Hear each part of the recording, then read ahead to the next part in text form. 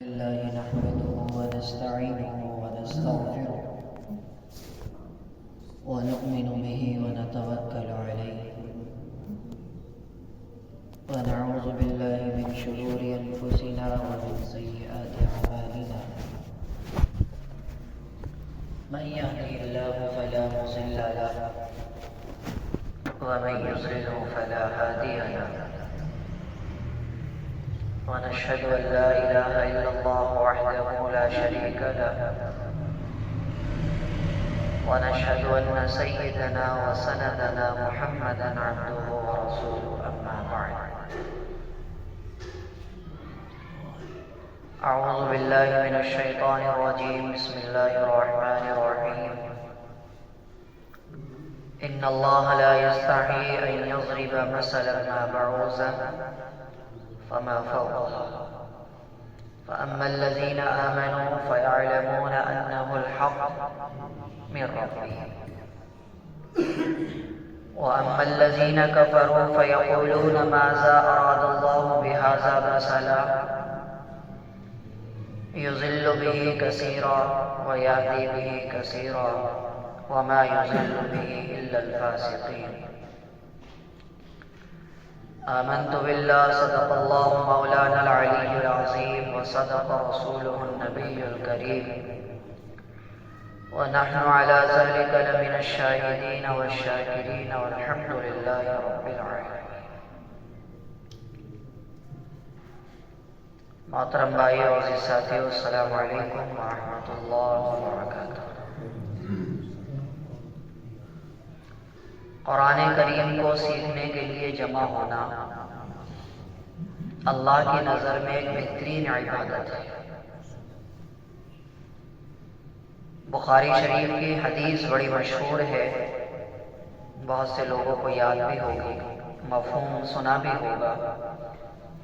خیرکم من تعلم القرآن وعلمہ، تم میں سب سے بہتر ہیں وہ لوگ جو قرآن کریم کو سیکھتے ہیں اور قرآن کریم دوسروں کو سکھاتے ہیں.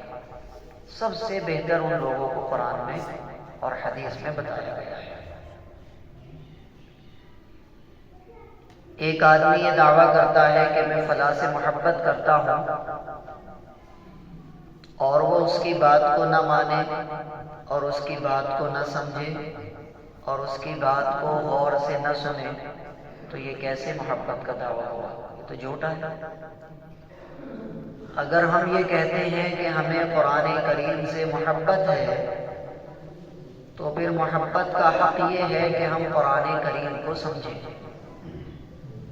اللہ تعالیٰ نے 30 پارے جو اتارے ہیں عربی زبان میں، اور ہماری زبان ہندی اور اردو ہے، تو ہمارے اوپر لازم ہے کہ جب ہم نے محبت کا دعویٰ کیا کہ ہمیں قرآن سے محبت ہے، کوئی انگریز، کوئی کافر، کوئی ہندو، کوئی یہودی اگر قرآن کریم کے ساتھ بے ادبی کرتا ہے، جیسا کہ آپ نے خبریں سنی ہوں گی کہ فلاں ملک میں قرآن کریم نعوذ باللہ جلا دیا گیا یا قرآن کریم کے ساتھ بے ادبی کی گئی، تو ہمارا خون کھولتا ہے، ہمیں غصہ آتا ہے، ہمیں تکلیف ہوتی ہے کہ اس نے قرآن کے ساتھ ایسا کیا. اور اس غصے کی تکلیف کی وجہ کیا ہے؟ کیونکہ ہمارے دل میں قرآن کریم کی محبت ہے. یہی وجہ ہے نا. ہماری آنکھوں میں خون اتر آتا ہے، وجہ کیا ہے؟ کہ ہمارے دل میں قرآن کریم کی محبت ہے. مگر یہ محبت کا تقاضا ادھورا ہے.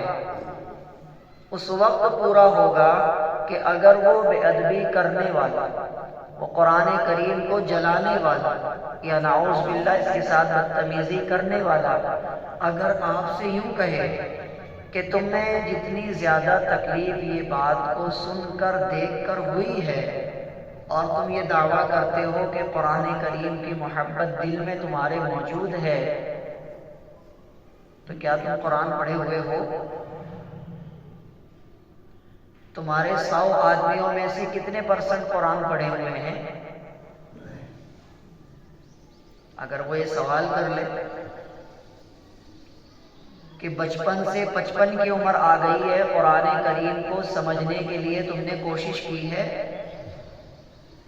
سیکھنے کی کوشش کی ہے؟ تم میں سے کوئی آدمی لکڑی کا کاریگر ہے، کوئی کسان ہے، کوئی سبزی والا ہے، کوئی موبائل والا ہے، کوئی انٹرنیٹ والا ہے، کمپیوٹر والا ہے، ہر آدمی ایک ہنر رکھتا ہے، اس نے ہنر کو سیکھا، 2-4 سال میں اس کا ماہر ہو گیا، پھر استاد بن گیا، پھر اس نے اپنی شاگرد بنا لیے۔ تو یہ بچپن سے 55 کی عمر آ گئی ہے، قرآن کیوں نہیں سیکھا؟ تمہارے 100 آدمیوں میں سے آج بھی 85% لوگ ایسے ہیں جو قرآن کریم پڑھنا نہیں جانتے۔ تو تمہاری محبت کا دعویٰ ادھورا ہے، یا پھر یوں کہیں کہ جھوٹا ہے، یا پھر یوں کہیں کہ جذباتی ہے۔ محبت کا دعویٰ تو اس وقت صحیح ثابت ہوگا نا کہ جب تم محبت کرتے ہو، فلاں چیز سے مجھے محبت ہے، تو تم اس کے بارے میں پوری معلومات رکھو، تم اس کو سیکھو، اس کے لیے وقت نکالو، اس کو جانو۔ میں اپنی بات سمجھا پا رہا ہوں؟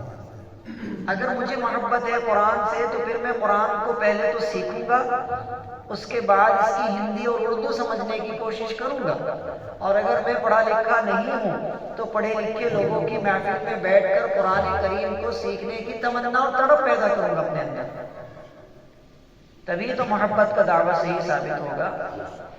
ایک آدمی کہتا تو ہے کہ مجھے قرآن سے محبت ہے، میں قرآن کے لیے جان دے دوں گا، لیکن وہ بچپن سے 55 کی عمر میں آ گیا، لیکن اس نے قرآن کبھی سیکھا نہیں، کبھی قاعدہ اٹھا کے بیٹھا ہی نہیں امام صاحب کے پاس، تو اس کی محبت صرف جذباتی ہے، حقیقی محبت نہیں ہے۔ بات سمجھ آ رہی ہے؟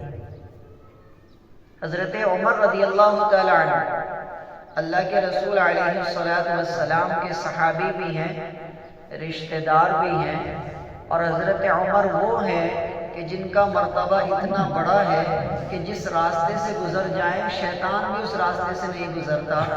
عمر کا اتنا بڑا مرتبہ ہے کہ قرآن کریم میں 15 جگہ پر ان کے کہنے کی وجہ سے آیتیں نازل ہو گئی ہیں، اتنا بڑا مرتبہ ہے۔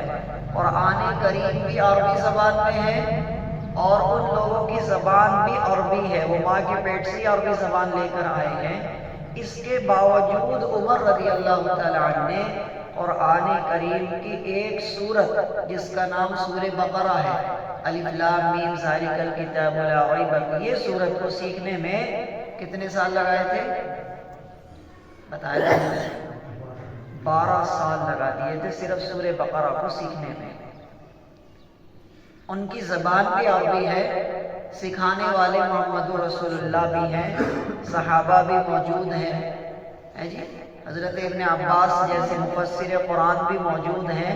اس کے باوجود قرآن کو سیکھنے کی ایسی تڑپ، ایسی محبت، ایسا شوق کہ اس کو سیکھنے میں انہوں نے ایک لمبا زمانہ لگا دیا۔ یہ ہے محبت کا اصل دعویٰ کہ مجھے اس چیز سے محبت ہے، میں اس کی گہرائی میں اتروں گا، میں اس کو سیکھوں گا۔ ہمارے یہاں بہانے ہوتے ہیں زبانوں پر، میری زبان پک گئی ہے، میری عمر آ گئی ہے، میرا ذہن کمزور ہو گیا ہے، مجھے یاد نہیں رہتا ہے۔ تو میں نے اس کا جواب آپ کو دیا تھا، کچھ لوگ نئے ہیں اس لیے دوبارہ ریکارڈ کرا دیتا ہوں۔ اس کا جواب یہ ہے، اگر کوئی آدمی کہتا ہے میری عمر زیادہ ہو گئی ہے، مجھے یاد نہیں رہتا، میری زبان پک گئی ہے، اب میرے لیے پڑھنا قرآن آسان نہیں ہے، تو اس کا جواب ایک حدیث ہے۔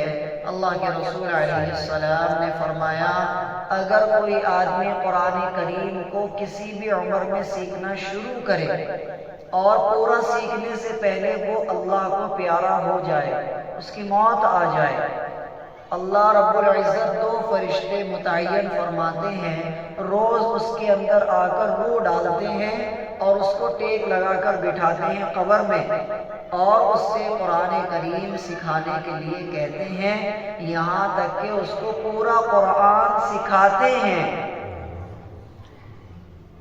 جب وہ پورا قرآن سیکھ لیتا ہے ان فرشتوں کے ذریعے، تو وہ فرشتے کہتے ہیں کہ اب تو قیامت تک کے لیے سو جا، پھر اسے سلا کر وہ چلے جاتے ہیں۔ یہ حدیث ہے، صحیح حدیث ہے۔ آپ نے اگر سیکھنا شروع کیا، آپ نے قاعدہ لے کر بیٹھے تو صحیح، آپ نے دل میں ارادہ تو کیا، عزم تو بنایا مجھے قرآن کو سیکھنا ہے، میں نے بڑے بڑے ہنر سیکھے ہیں، میں اس کو بھی سیکھ لوں گا۔ آپ نے ارادہ کیا، قرآن کریم کو سیکھنا شروع کیا، اور اس کے بعد آپ اگر اللہ کو پیارے بھی ہو جاتے ہیں تو کل جب اللہ سے آپ کا آمنا سامنا ہوگا قیامت میں، اللہ تعالیٰ سے آپ یوں تو کہہ دیں گے اللہ میں نے کوشش تو کی تھی، میں نے کوشش تو کی تھی۔ اور اگر آپ نے کوشش بھی نہیں کی میرے بھائی تو مجھے بتائیے پھر کیا جواب ہے ہمارے پاس اس کا؟ ہے کوئی جواب اس کا؟ تو میں اپنے ان تمام بھائیوں سے کہنا چاہوں گا قرآن کریم کو سیکھیے۔ اگر آپ پڑھے ہوئے نہیں ہیں تو ارادہ کیجیے، نیت کیجیے، قرآن کو سیکھنا ہے مرنے سے پہلے انشاءاللہ۔ اور جو بھائی قرآن پڑھے ہوئے ہیں وہ اس چیز کا ارادہ بنائیے کہ قرآن کریم کو سمجھنا ہے۔ اگر آپ خود پڑھے لکھے ہیں تو آپ خود سے کسی استاد کے ذریعے قرآن کو سیکھیے، چاہے آپ 2 لائنیں روز ترجمہ سیکھیں کسی استاد کے ذریعے۔ اور اگر آپ پڑھے لکھے نہیں ہیں تو اس طرح کی محفلوں میں بیٹھیں جہاں پر قرآن کریم کا ترجمہ ہوتا ہو، قرآن کریم کی تفسیر ہوتی ہو، قرآن کریم سکھایا جاتا ہو۔ یاد رہے گی باتیں؟ قیمتی باتیں ہیں یا نہیں؟ سمجھ میں آ رہی ہیں نا آسان طریقے سے؟ تو میرے بھائی یہ بہت ضروری بات ہے۔ آپ اس چیز کو آنکھیں بند کر کے اگر ایک بار محسوس کریں کہ جب اللہ کا آمنا سامنا ہوگا،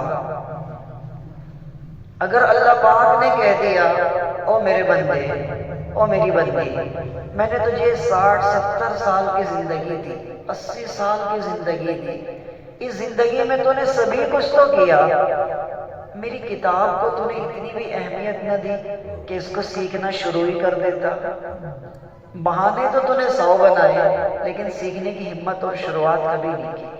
بتائیے کیا جواب ہے اس کا؟ تو محبت کا دعویٰ تب سچ ثابت ہوگا جب آپ قرآن کریم کو سیکھیں گے، پڑھیں گے، کوشش کریں گے، ارادہ کریں گے، عزم کریں گے۔ اور اگر پڑھے لکھے ہیں آپ قرآن کریم تو پھر سمجھنے کے لیے، اس کا ترجمہ جاننے کے لیے یا تو کسی استاد سے اٹیچ ہوں گے، اور اگر آپ پڑھے لکھے نہیں ہیں، ہندی اردو انگلش نہیں جانتے ہیں، تو پھر آپ اس طرح کی محفلوں کو ڈھونڈ ڈھونڈ کر وہاں قرآن کریم کا ترجمہ سننے کی تڑپ پیدا کریں، تاکہ آپ کو پتہ چل سکے کہ اللہ تعالیٰ نے قرآن میں 30 پاروں میں کیا کیا باتیں کی ہیں۔ یاد رہے گی بات انشاءاللہ؟ خیر، اب اپنے سبق کی طرف آتے ہیں۔ پچھلے کئی ہفتوں سے ہمارے سامنے سورہ بقرہ کی تفسیر ہو رہی ہے الحمدللہ۔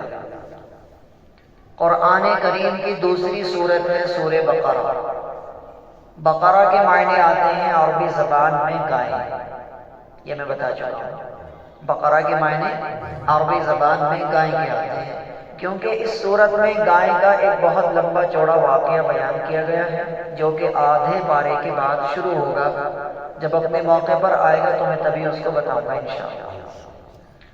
اور ہم نے اس سورت کی الحمدللہ تقریباً 25 آیتیں آپ تک پہنچا دی ہیں، اور 25 آیتوں کا ترجمہ اور تفسیر ہم پچھلے جمعے تک کر چکے ہیں۔ آج ہمارے سامنے 25 بلکہ 26ویں آیت کا ترجمہ ہوگا۔ اللہ تعالیٰ فرماتے ہیں، ترجمہ سنیے، ان اللہ لا یستحیی ان یضرب مثلا ما بعوضہ فما فوقہا۔ یہ پارہ نمبر 1 سورہ بقرہ کی 25ویں آیت بلکہ 26ویں آیت ہے۔ اللہ فرماتے ہیں ان اللہ لا یستحیی، اللہ تعالیٰ شرماتا نہیں ہے۔ کس بات سے نہیں شرماتے؟ ان یضرب مثلا ما بعوضہ، کہ وہ مکھی اور مچھر کی مثال قرآن میں بیان کرے۔ اللہ اس بات سے شرماتا نہیں ہے۔ اللہ کی اپنی کتاب ہے، اللہ جو چاہے اس میں بیان کرے، چاہے مکھی کی مثال بیان کرے یا مچھر کی مثال بیان کرے، اللہ کی اپنی مرضی ہے۔ فما فوقہا، یا اس سے بھی کوئی اور چھوٹی چیز یا بڑی چیز کی مثال بیان کرے، اللہ کی مرضی ہے۔ اصل میں واقعہ یوں ہوا تھا کہ جب قرآن کریم میں فرعون کا، حامان کا، قارون کا، شداد کا ذکر آتا تو مکے کے جو کافر تھے وہ اللہ کے رسول علیہ السلام کو تانے مارا کرتے کہ یہ کیسا قرآن ہے، یہ کیسی کتاب ہے، اس میں فرعون کا ذکر ہے، حامان کا ذکر ہے، اس میں قارون کا ذکر ہے، اتنے برے لوگ ہیں وہ، بھلا یہ کوئی بات ہے؟ تو اس کے جواب میں اللہ تعالیٰ نے یہ آیت اتاری ہے کہ اللہ تعالیٰ شرماتے نہیں ہیں، جس کی بھی ضرورت ہوگی اللہ تعالیٰ اس کا قصہ قرآن میں بیان بھی کریں گے، جس کی بھی ضرورت ہوگی اللہ تعالیٰ اس کی مثال بھی قرآن میں دیں گے۔ تمہیں تکلیف کیا ہے؟ تمہارا مسئلہ کیا ہے؟ تم ایمان لاتے ہو تو دروازہ کھلا ہے، نہیں لاتے ہو تو تم تانے کیوں مار رہے ہو بھائی؟ بات سمجھ آئی؟ تو مکے کے کافروں کو یہ جواب کے لیے آیت اللہ تعالیٰ نے بھیجی ہے، ان اللہ لا یستحی، اللہ تعالیٰ شرماتے نہیں ہیں، ان یضربا، کہ وہ مثال کو بیان کرے، بعوضہ، بعوضہ کہتے ہیں مچھر۔ اب آپ اندازہ لگا لو مچھر کوئی ہلکی چیز نہیں ہے جس کا ذکر قرآن میں بھی ہے۔ بات سمجھ آئی؟ مچھر کوئی ہلکی چیز نہیں۔ فما فوقہ، یا کوئی اس سے بھی چھوٹی بڑی چیز، اللہ تعالیٰ سب کی مثال قرآن میں بیان کرے گا، تمہیں مسئلہ نہیں ہونا چاہیے۔ تم ایمان رکھتے ہو تو سبحان اللہ، نہیں رکھتے ہو تو کوئی مسئلہ نہیں ہے، ہمارے نبی کو تم تانا نہیں دے سکتے، یہ اس کے جواب میں آیت اتری ہے۔ فَأَمَّا الَّذِينَ آمَنُوا، بہرحال وہ لوگ جو ایمان والے ہیں، فَيَعْلَمُونَ أَنَّهُ الْحَقُّ مِنْ رَبِّهِمْ، وہ تمام کی تمام مثالوں کو اللہ کی طرف سے حق مانتے ہیں۔ بھئی اللہ کی مرضی ہے، اللہ فرعون کا قصہ سنائے، حامان کے بارے میں بتائے، قارون کے بارے میں بتائے، اللہ کی اپنی مرضی ہے، مسلمان تو ایمان رکھتے ہیں، حق مانتے ہیں۔ وَأَمَّا الَّذِينَ كَفَرُوا، اور وہ لوگ جو کافر ہیں، فَيَقُولُونَ، وہ کہتے ہیں، مَاذَا أَرَادَ اللَّهُ بِهَذَا مَثَلًا، اللہ تعالیٰ ان مثالوں کے ذریعے کیا کہنا چاہتا ہے؟ یضل به کثیرا ویہدی به کثیرا، اللہ تعالیٰ جس کو چاہے گمراہ کر دے اور جس کو چاہے ہدایت دے دے۔ وما یضل به الا الفاسقین، اور اللہ تعالیٰ فاسقین کو گمراہ کر دیتے ہیں۔ یہاں پر ایک بڑی گہری بات میں آپ کو بتاؤں گا، مجھے یقین ہے کہ شاید آپ نے آج سے پہلے اس بات کو اس طرح نہیں سنا ہوگا۔ ایک چیز آپ نے ہمیشہ سنی ہوگی، 2 3 4 سال کی عمر سے لے کے اب بالوں میں سفیدی آ گئی ہے، بڑھاپا آ چکا بہت سے لوگوں پر، ایک بات آپ ہمیشہ سنتے آ رہے ہیں جو کہ آج آپ کو صحیح طریقے سے بتائی جائے گی اور آپ کو اپنی سوچ بدلنی پڑے گی، اور وہ بات یہ ہے کہ اللہ کی مرضی کے بغیر پتہ بھی نہیں ہلتا، جو کچھ ہوتا ہے اللہ کی مرضی سے ہوتا ہے۔ نہیں، ایسا نہیں، یہ غلط بات ہے، یہ بے وقوفی کی بات ہے، یہ عقل کے خلاف بات ہے، یہ اسلام کے خلاف بات ہے۔ میں ابھی ثابت کروں گا اس کو، آپ بھی حیران ہوں گے کہ مولانا کیا بتا رہے ہیں۔ بچپن سے آج تک ہم یہی سنتے آ رہے ہیں، کیونکہ ہمارے بڑے اکثر ان پڑھ تھے تو یہی باتیں چلی آ رہی ہیں آج تک۔ اللہ کی مرضی کے بغیر پتہ بھی نہیں ہلتا، جو کچھ ہوتا ہے اللہ کی مرضی سے ہوتا ہے، اللہ کی مرضی کے بغیر کچھ بھی نہیں ہو رہا یہاں۔ نہ میرے بھائی، ایسا نہیں ہے، بلکہ بات اسی طرح ہے، بلکہ اسے تھوڑا سا گھما کے بس بیان کرنا ہے، الفاظوں کو تھوڑا سا بدلنا پڑے گا آپ کو۔ اگر کوئی آدمی یہ کہتا ہے کہ اللہ کی مرضی کے بغیر پتہ بھی نہیں ہلتا، اللہ کی مرضی کے بغیر کچھ بھی نہیں ہوتا، تو پھر یہ جو اس قدر سونامی آ رہی ہے، لوگ مر رہے ہیں، تو کیا اللہ تعالیٰ قاتل لوگوں کو مار رہا ہے؟ اللہ تعالیٰ یہ کرونا میں اس قدر لوگ مر گئے، کیا اللہ تعالیٰ نے مار دیا سب کو؟ یا پھر جو لوگ شرابیں پی رہے، زنا کر رہے، مورتیوں کی پوجا کر رہے، اسلام کو مٹانے کی کوششیں کر رہے، اللہ کا انکار کر رہے، کیا اللہ تعالیٰ یہ چاہتے ہیں؟ کیا یہ اللہ کی مرضی سے ہو رہا ہے؟ اگر یہ سب کچھ اللہ ہی کی مرضی سے ہو رہا ہے تو پھر ان کی غلطی کیا ہے؟ ایک غیر مسلم ہے، وہ اسلام نہیں لایا، وہ مورتیوں کی پوجا کرتا ہے، نعوذ باللہ وہ خدا کو گالیاں بھی دیتا ہے، نبی کو بھی برا بھلا کہتا ہے، قرآن کو بھی نہیں مانتا ہے، ٹھیک ہے، اور آپ یہ کہتے ہیں جو کچھ ہوتا ہے اللہ کی مرضی سے ہوتا ہے، تو مطلب وہ بھی اللہ کی مرضی سے کر رہا نا یہ مورتیوں کی پوجا، وہ بھی اللہ کی مرضی سے شرابیں پی رہا، وہ بھی اللہ کی مرضی سے سارے کام کر رہا، تو پھر اس کی غلطی کہاں ہے؟ اس کو جہنم میں کیوں ڈالا جائے گا قیامت کے دن؟ جو کچھ ہوتا ہے اللہ کی مرضی سے ہوتا ہے، تو پھر آپ اس کو جہنم میں کیوں ڈالنے کو تیار بیٹھے ہیں؟ اللہ کی مرضی سے کر رہا ہے وہ بیچارہ ایسا۔ ایک آدمی جھوٹ بولتا ہے، دھوکہ دیتا ہے، سود کھاتا ہے، زنا کرتا ہے، غلط کام سارے وہ کر رہا ہے، تو پھر تو اس کو بھی یہ کہنے کا رائٹ ہے کہ جی اللہ کی مرضی سے ہوتا ہے، جو کچھ ہوتا ہے مجھے نہ چھیڑنا بالکل بھی۔ بات سمجھ آئی؟ آپ باہر جا کر کے کسی آدمی کے گال پہ چپکا دو زور سے تھپڑ، میں دیکھ اللہ کی مرضی سے ہوا ہے، مجھے نہ کچھ بھی کہہ دیا، اللہ کی مرضی سے مارا میں نے، اللہ کی مرضی کے بغیر تو پتہ بھی نہیں ہلتا یہاں، اللہ کی مرضی سے مارا میں نے، مجھے نہ کچھ کہہ دیا۔ سمجھے؟ آپ گاڑی پہ جا رہے ہو، ٹھوکر مارے آپ کسی کا، اس کی ٹانگ ٹوٹ جائے ہے جی، اب دیکھ اللہ کی مرضی سے ٹوٹی ہے تیری ٹانگ، مجھے نہ کچھ کہہ دیا، تو لوگ کیا کریں گے؟ لٹ نکال کے طبیعت ٹھیک کر دیں گے بالکل، میں نے کہا یہ بھی اللہ کی مرضی سے ہوا ہے۔ بات سمجھ آئی؟ تو بات اس طرح نہیں ہے جس طرح ہم آج تک سنتے آ رہے ہیں، بلکہ بات کو تھوڑا سا گھما کے سمجھنا پڑے گا۔ ایک چرواہا اپنے ابا کے پاس گیا گھر پہ، بکریاں چرا رہا تھا وہ، اپنی بکریاں بھیڑے جنگل میں چھوڑ کر پہنچ گیا اپنے ابا کے پاس کسی کام سے، کھانا وانا کھانے گیا، پانی پینے گیا۔ ابا نے کہا بکریاں اور بھیڑے کہاں ہیں؟ نے کہا جی میں نے اللہ کی مرضی پر چھوڑ دی انہیں، اللہ کی حفاظت میں۔ ابا نے کہا کہ بھائی جنگل کے شیر اور بھیڑیے بھی اللہ کی مرضی پہ ہی گھوم رہے ہیں وہاں اپنی روزی تلاش کرنے کے لیے، وہ ساری نمٹا جائیں گے، جلدی چلا جا بھاگ کے۔ سمجھ آئی؟ شیر بھی تو اللہ کی مرضی سے گھوم رہے ہیں نا وہاں، بھیڑیے بھی تو اللہ کی مرضی سے گھوم رہے ہیں، وہ ساری چٹ کر جائیں گے، بکریاں بھی اور بھیڑے بھی، جلدی چلا جا بھائی۔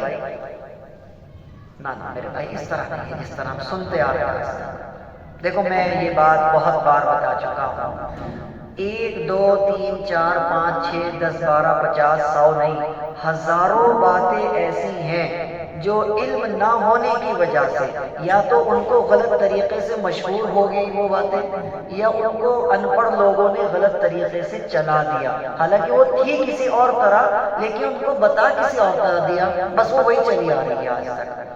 اب کیا ہو گیا کہ وہ بات ہم سنتے سنتے یہاں سے یہاں آ گئے ہیں اور بہت سے قبرستان پہنچ گئے ہیں۔ اب اگر ایک بندہ آ کر یوں کہتا نہ اس طرح نہیں اس طرح ہے، اب ایک آدمی جس بات کو سنتے ہوئے 50 سال ہو گئے ہیں، اب آپ آ کر کے یوں کہیں گے نہیں اس طرح نہیں، تو ظاہر سی بات ہے اس کا ضمیر ماننے کو تیار نہیں ہونے گا، کیونکہ میں تو بچپن سے سنتا آ رہا ہوں۔ بات سمجھ آئی ہے؟ اس لیے ایک بات پلے سے باندھ لو، اس کا جواب دینے سے پہلے میں ایک دوسری بات بتا دوں، ایک بات ہمیشہ پلے سے باندھ لو، ہمیشہ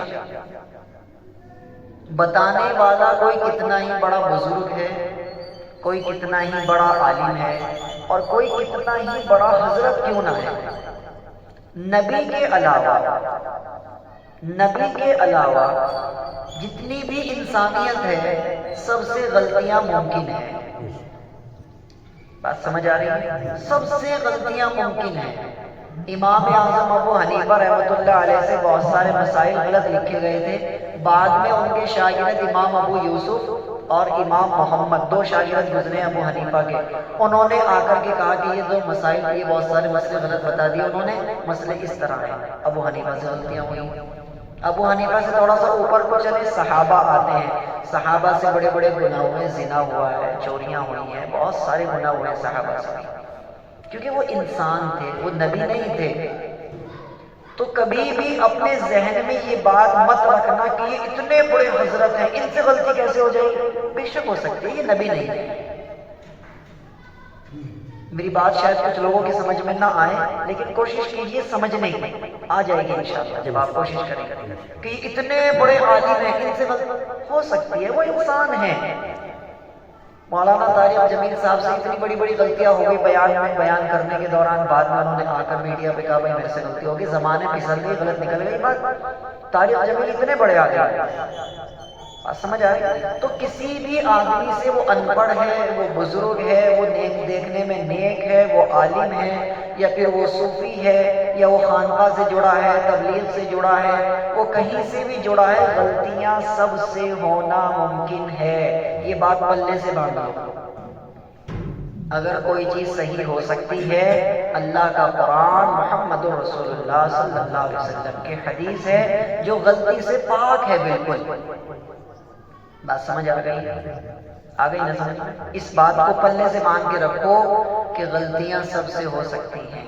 تو یہ بات جو ہم بچپن سے سنتے آ رہے ہیں نا آج تک، ضروری نہیں ہے ساری صحیح ہو، اور ساری غلط بھی ہو سکتی ہے، بہت کچھ ہے۔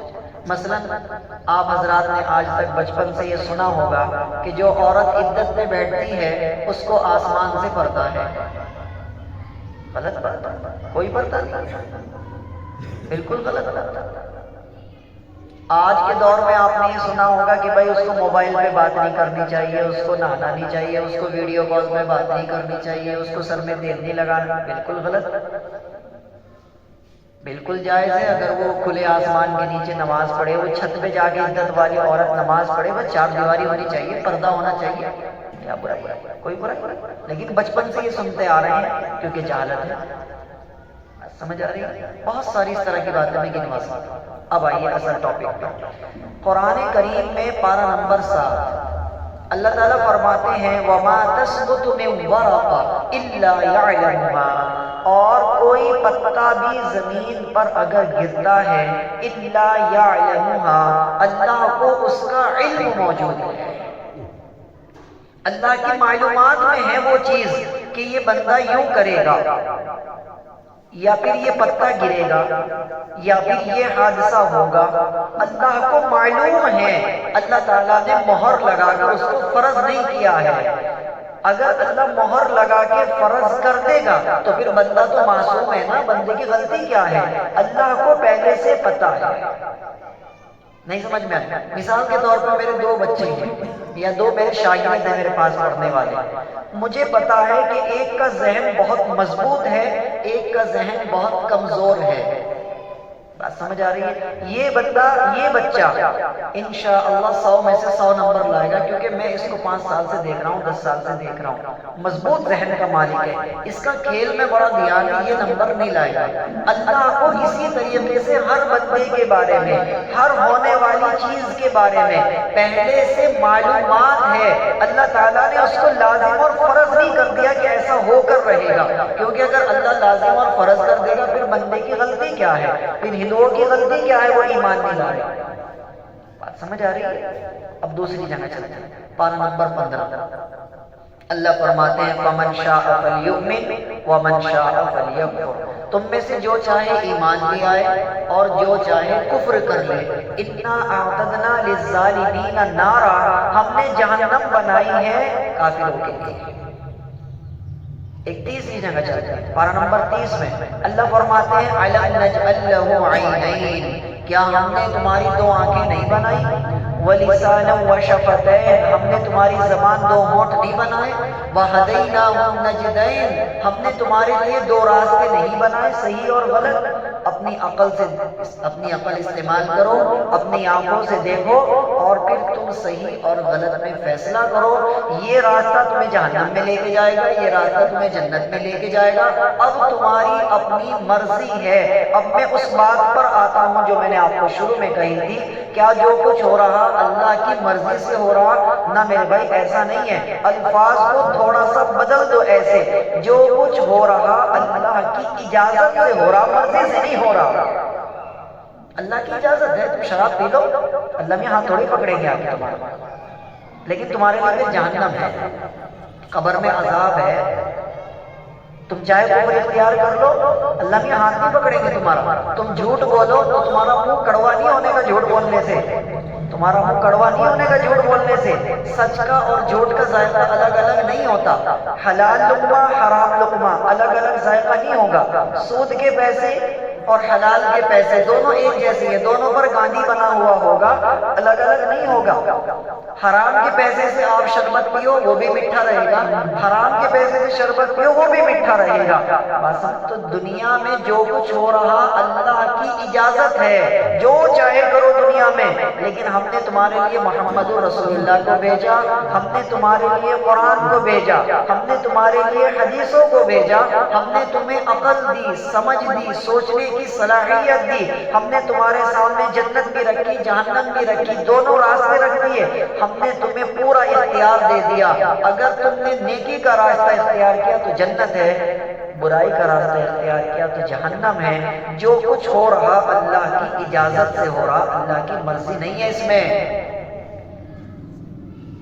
بات سمجھ آ رہی ہے؟ اب بات سمجھ میں آئی نا سیدھی سیدھی؟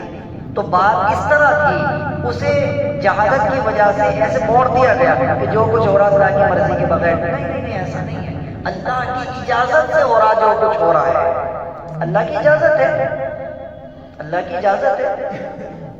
سمجھ آ رہی ہے؟ ایک آدمی کو شوگر ہو جاتا ہے، تھائرائڈ ہو جاتا ہے، کینسر ہو جاتا ہے، نعوذ باللہ، ایڈز ہو جاتا ہے، اٹیک آ جاتا ہے۔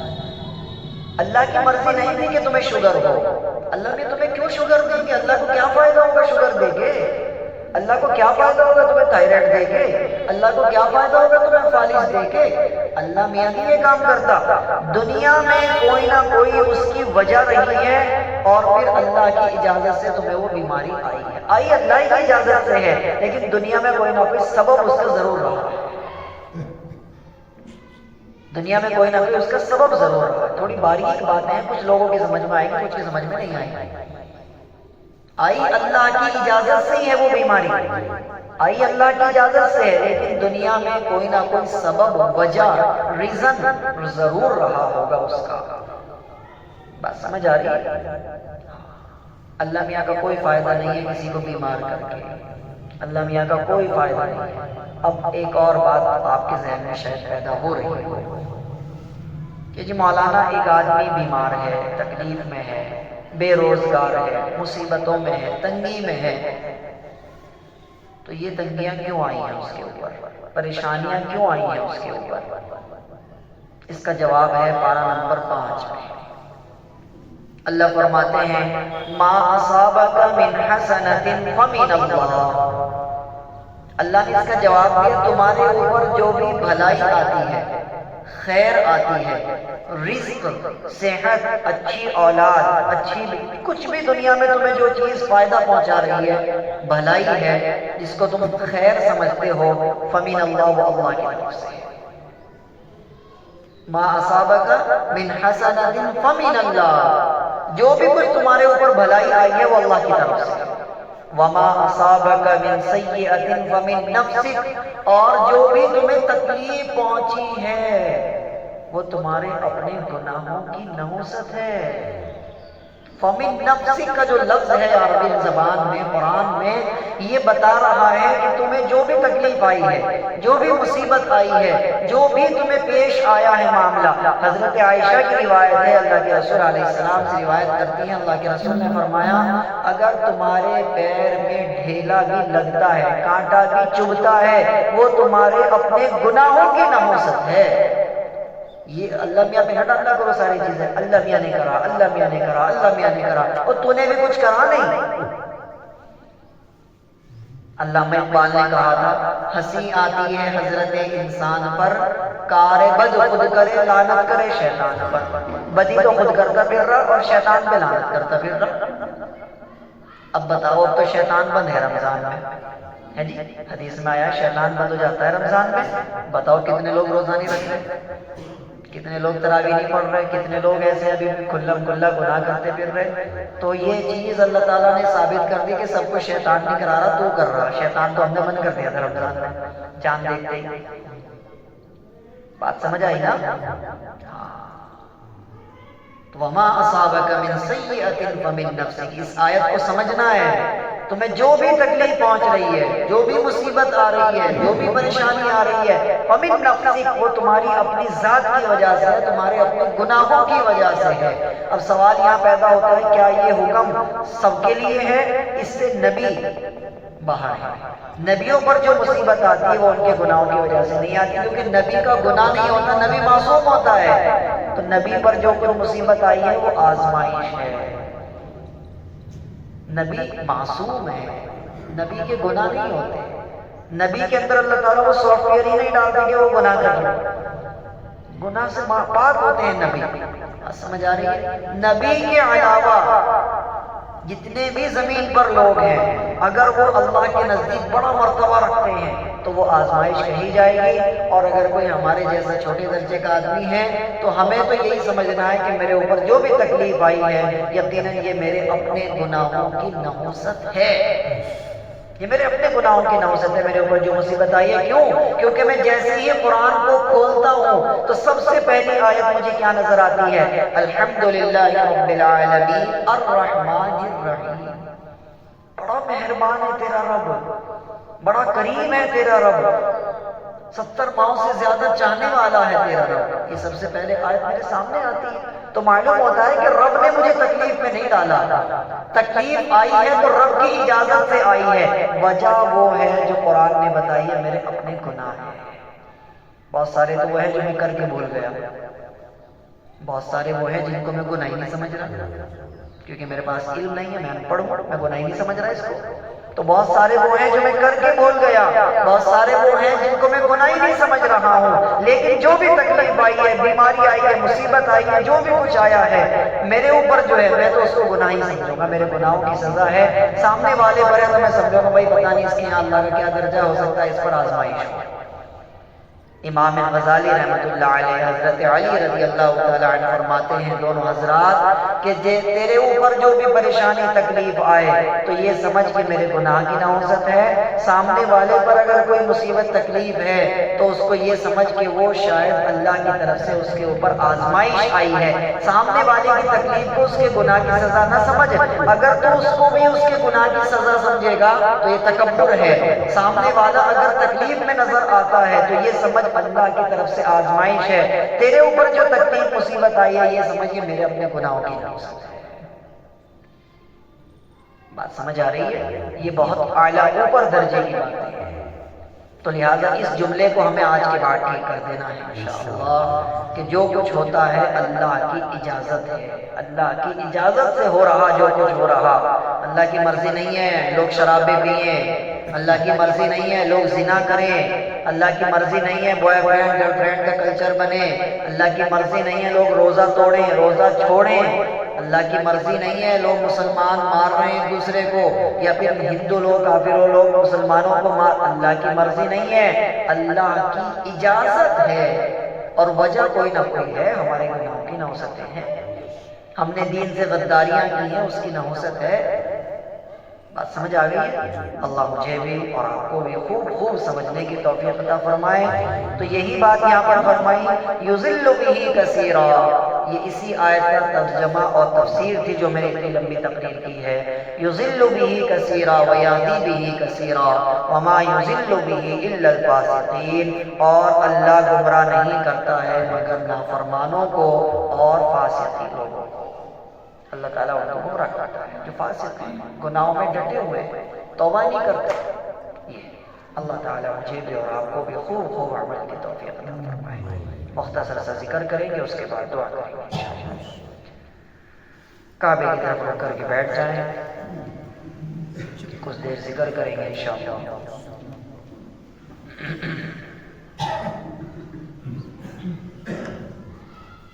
11 مرتبہ درود شریف پڑھیں گے۔